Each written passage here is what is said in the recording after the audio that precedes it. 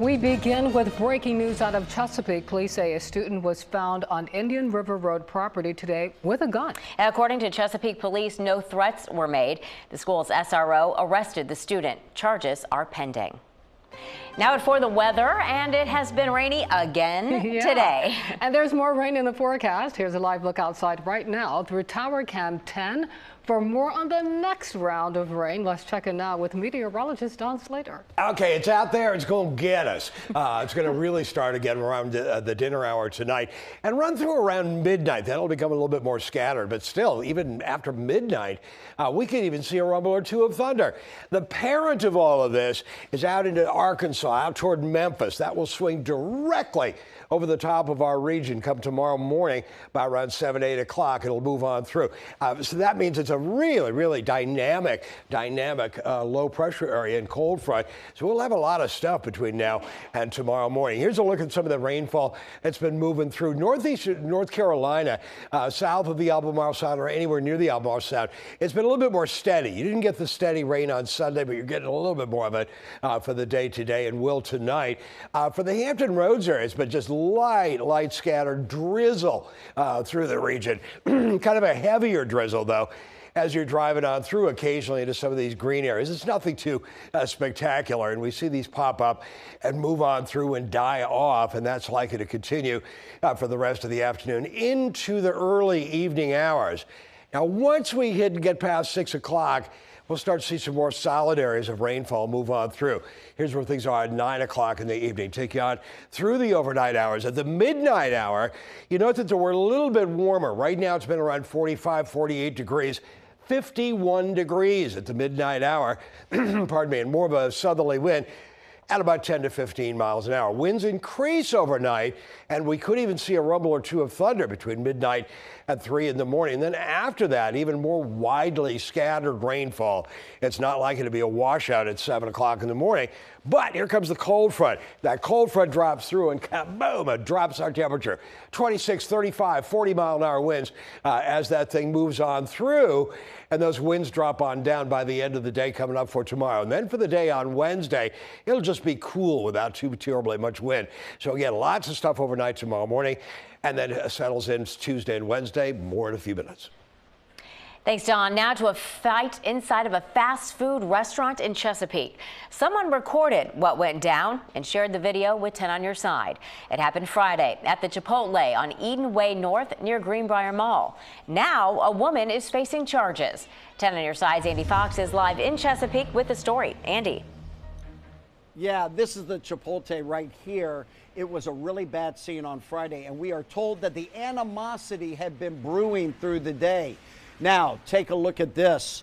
Witnesses say it began when an employee, 18-year-old Sequoia Diggs, she didn't want to take a position at the register, so she was told to clock out and go home. She had called her mother, who told us she came up to Chipotle and claimed she was disrespected, and there were words exchanged. Then fists started to fly. Diggs' family members, you can see, jumped over the counter, ran behind the counter. The mother of the service manager, Tatiana, started recording what was going on. She does not want to be identified and would end up getting knocked to the ground herself.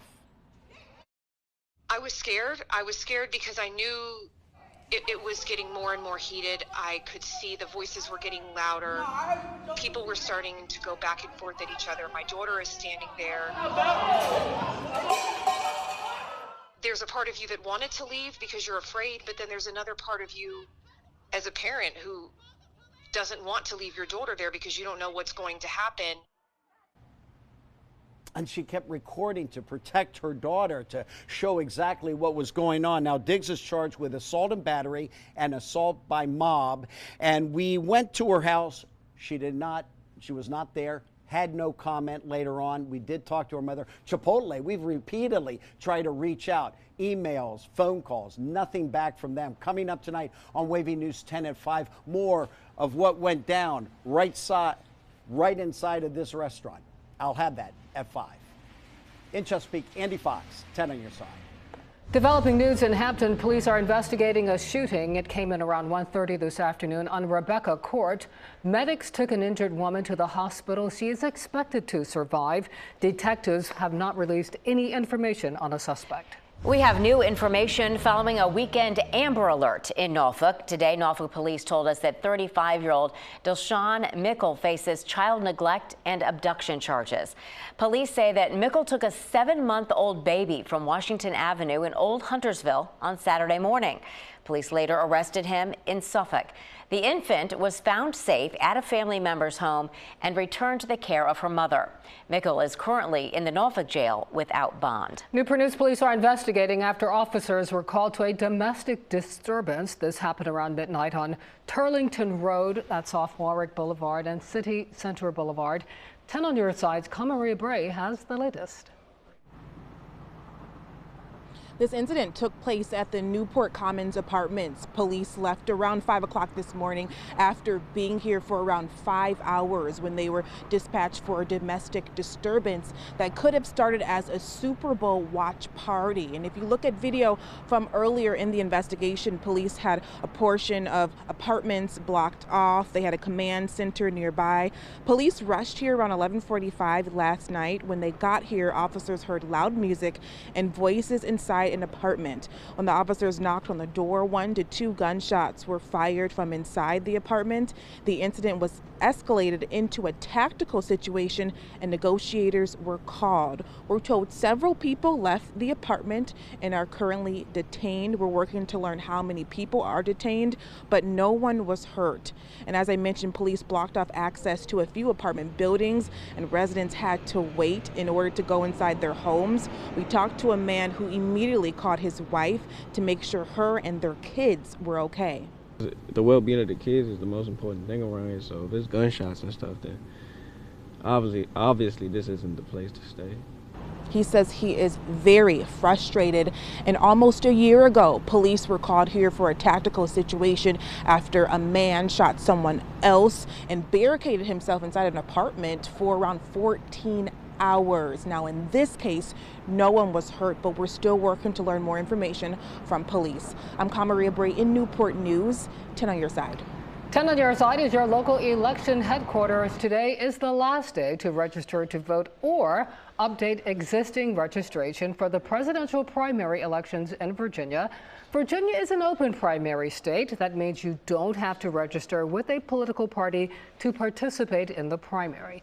Now, if you miss today's deadline, you still will be able to vote by provisional ballot. The last day to vote early is March 2nd. Super Tuesday is March 5th. In North Carolina, Friday was the deadline for regular voter registration for the March 5th primary. You can do same-day registration for early voting. If you plan on registering, you must bring a photo ID as well as proof of address. Early voting begins Friday. It begins February 15th and runs until March 2nd. It might have been a mock convention, but it drew some real names. The small city of Lexington, Virginia, became the stomping grounds of more than a dozen big-name Republicans this past weekend, including Donald Trump Jr. Every 4 years, the students at Washington and Lee hold a mock convention to predict the presidential nomination for the party out of power. Former President Donald Trump was named the nominee winner. In the past 115 years, the student population has had 74% accuracy rate. The first time in mock con history, they also predicted the nominee's vice president, which went to New York Congresswoman Elise Stefanik.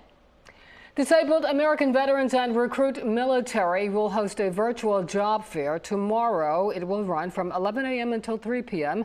It is free for veterans, active duty personnel, and their spouses. The event will feature more than 50 employers. Resume assistance and networking opportunities will also be available. You will find more information on wavy.com.